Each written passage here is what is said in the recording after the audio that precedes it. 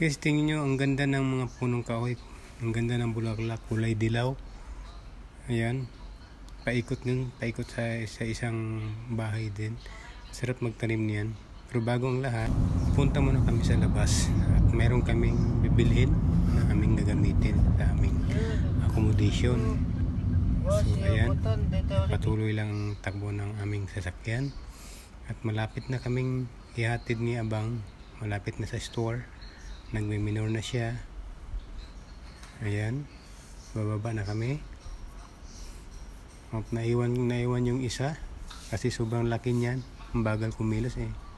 Okay guys, babalik na kami sa aming accommodation. Mayroon lang kaming binibili kalabas.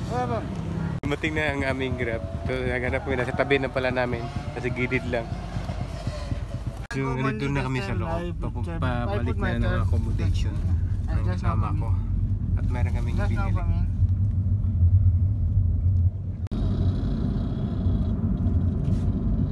Sama ko yung kaibigan ko.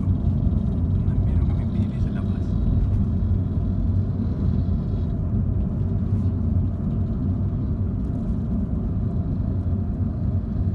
Surprise!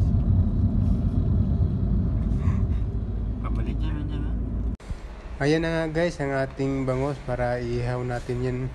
At ihanda natin yung mga gagamitin para sa pang-ihaw. Nilalagay lang natin yan sa loob, iwain lang natin ng maliliit. Thank you for watching.